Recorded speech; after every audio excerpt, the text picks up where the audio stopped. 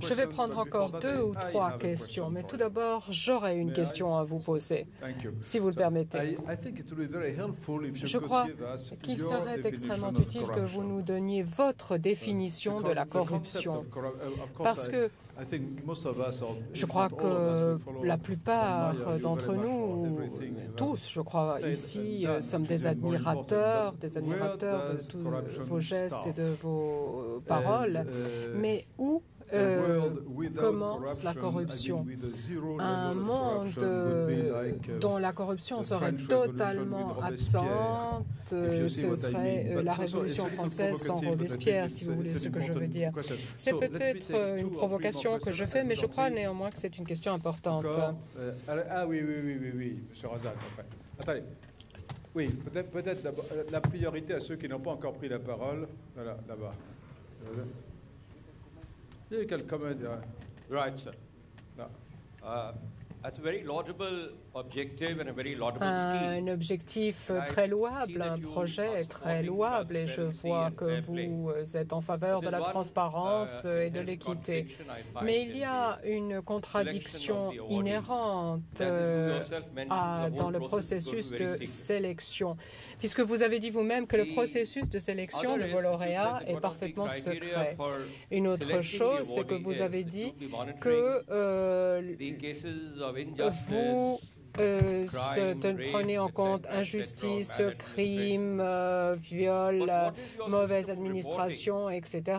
pour décider de votre lauréat. Mais quel est le système de rapport? Quelle est l'authenticité des statistiques sur lesquelles vous vous fondez? D'où viennent-elles? Parce que dans la plupart des pays de la région, le système de statistiques est totalement absent.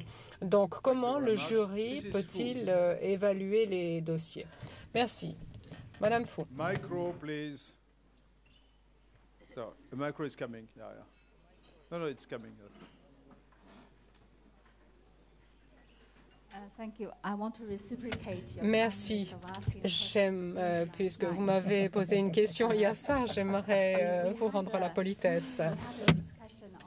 Nous, autour de la table, nous avons une discussion sur le rôle de votre organisation, et vous ayant entendu maintenant, je comprends mieux. Et j'admire bien sûr votre contribution qui est importante pour mettre de l'ordre en Afrique, mais en même temps je suis un peu inquiète parce que vous semblez dire que les gouvernements africains ne font pas leur travail et qu'il faut avoir une organisation comme la vôtre pour faire le travail à leur place. Vous vous attendez même à ce que des entreprises chinoises prennent la place des gouvernements des pays dans lesquels elles ont des opérations. La plupart des pays d'Afrique, crois-je savoir, ont adopté des systèmes occidentaux. Alors, comment peut-il y avoir encore un tel problème de corruption? Pourrait décourager la Chine. Vous savez que la Chine a toujours beaucoup hésité à suivre l'exemple occidental, mais en nous parlant de l'Afrique, vous nous avez convaincus encore plus en Chine que nous devons vraiment trouver notre propre voie. Alors, comment voyez-vous l'avenir des gouvernements africains? Certains sont très solides, d'autres sont beaucoup moins stables. Alors, comment voyez-vous leur avenir?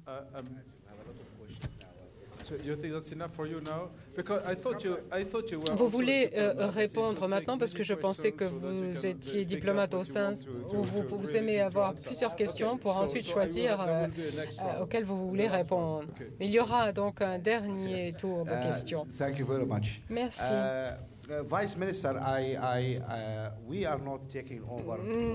Madame, non, nous ne remplaçons pas les gouvernements, nous ne nous substituons pas à eux, mais en tant que citoyens, vous conviendrez que nous avons le droit d'observer ce que font nos gouvernements et de faire nos commentaires. C'est cela que nous faisons. Non, Nous ne les prenons pas en otage pour leur dire « faites ceci, ne faites pas cela ». D'ailleurs, notre indice est tout à fait libre de commentaires. Nous ne faisons aucun commentaire sur les politiques, sur l'idéologie. Peu nous importe à partir du moment où les choses fonctionnent bien. Ce que nous voulons savoir, c'est combien de kilomètres de route avez-vous construit, combien d'écoles avez-vous ouvertes, quel est le taux d'inflation. Ce qui nous intéresse, ce sont les faits. L'indice de qualité de la vie. Vous parliez vous-même hier de la qualité de vie des populations. Comment vivent les gens? Combien parmi eux ont faim? Voilà ce qui nous intéresse. Et nous avons dressé un inventaire de ces données. Donc nous ne faisons aucune recommandation sur ce qu'il faut faire ou ne pas faire. Nous ne prétendons pas être un gouvernement, pas du tout. Nous voulons aider les Africains à connaître les faits. Et lorsque nous aurons les informations, nous nous en sortirons tous beaucoup mieux, n'est-ce pas? Il nous faut la vérité. La vérité est belle. Il est essentiel de l'avoir. Nous publions ce document et nous pouvons vous donner la source de chacun des chiffres publiés ici. Aucun président africain, à part le président de Maurice, n'est content de ce rapport. Il m'appelle et me dit « je ne devrais pas être en 11e position, je devrais être en 8e ». Ah oui, vous pensez, nous voulons bien reprendre tous les chiffres avec votre personnel et revoir tout cela pour voir si nous nous sommes trompés. Et nous l'avons fait, mais non, nous ne nous étions pas trompés. Si nous avons fait une erreur, nous la corrigeons volontiers. Mais ces chiffres viennent et des gouvernements et des institutions des gouvernements. Donc, mon pays est 48e ici, vous voyez. Donc, je ne vais pas au comité leur dire « mais comment osez-vous mettre le Soudan en 48e position ?» Voilà, nous sommes en 48e position. Bien dommage. Mais en tant que citoyens, nous avons le droit de faire ceci. Nous ne prétendons pas nous substituer au gouvernement, pas du tout. Voilà donc, madame, ce que nous essayons de faire. Peu nous importe quelle est l'idéologie, quel est le système en place. Certains dirigeants africains nous disent d'ailleurs, vous l'avez peut-être déjà entendu, ils nous disent que pensez-vous du modèle chinois? Oui, certains de nos dirigeants africains, je le sais, et vous aussi, vous savez qui sont ceux qui posent cette question. Et notre réponse est très simple. Parfait, aucun problème. Mais si vous voulez vraiment suivre le modèle chinois, si vous voulez vraiment monter sur le train du développement chinois, soyez cohérents.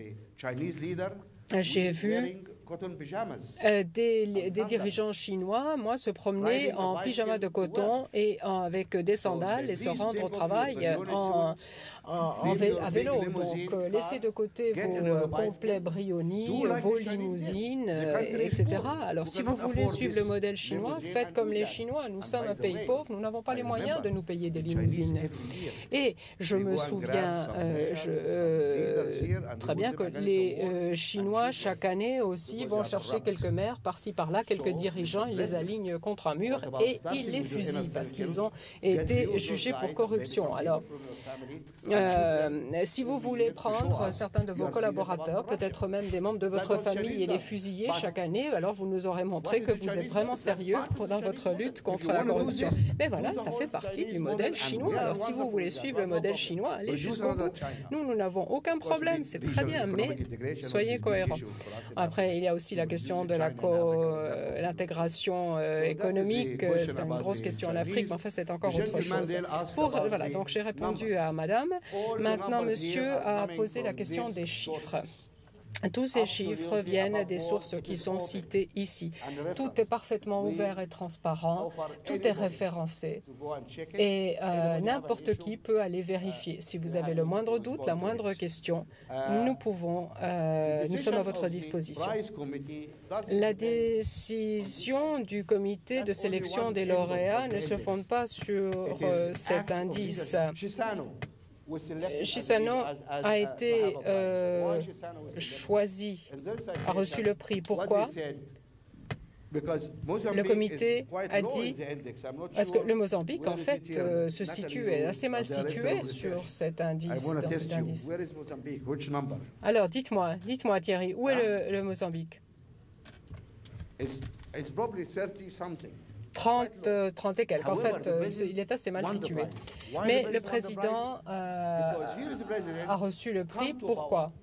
Parce que c'est un président qui est arrivé au pouvoir en pleine guerre civile.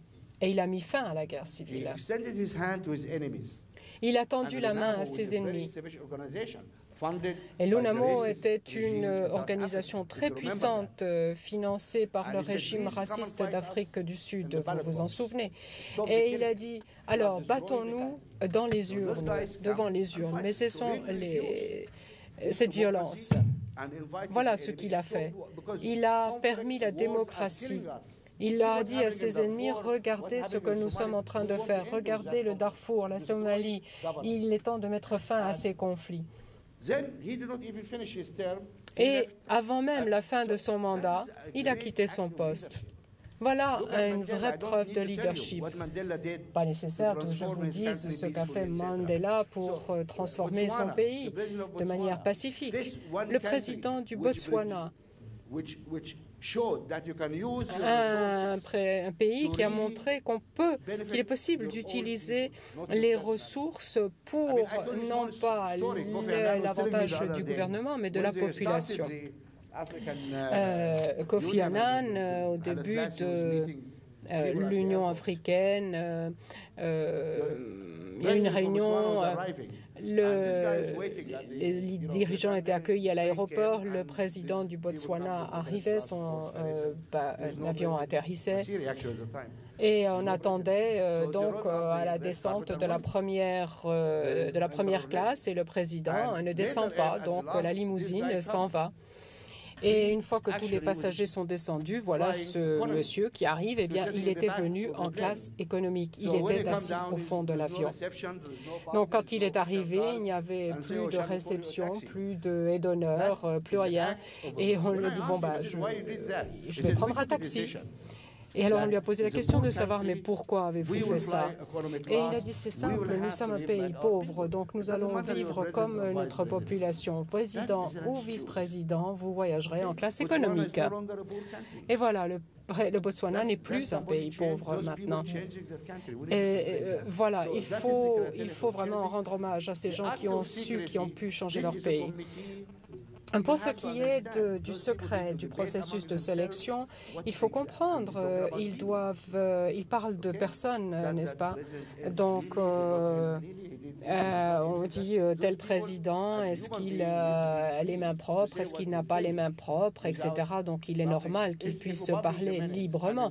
Vous comprenez que si l'on publiait le compte rendu et que l'on puisse lire que quelqu'un a accusé président un tel d'avoir accepté un pot de vin ou qu'on mentionne telle ou telle rumeur, il s'exposerait à des poursuites. Ça n'est pas possible. Il faut respecter la confidentialité de ces débats. Mais ce qui est important, c'est de bien choisir les membres du comité. Il y a Mohamed Ibrahim, qui est un Africain responsable de la commission d'énergie atomique pour l'Égypte. Il y a Kofi Annan, il y a Mary Robinson, qui avait été présidente de l'Irlande. Il y a Graça Machel, une femme fantastique qui vient du Mozambique et qui est l'épouse de Nelson Mandela. Je crois vraiment qu'aucun comité au monde n'est constitué de personnes aussi crédibles que celle-là. Nous leur faisons confiance, nous leur accordons notre confiance et nous acceptons leurs décisions. Voilà.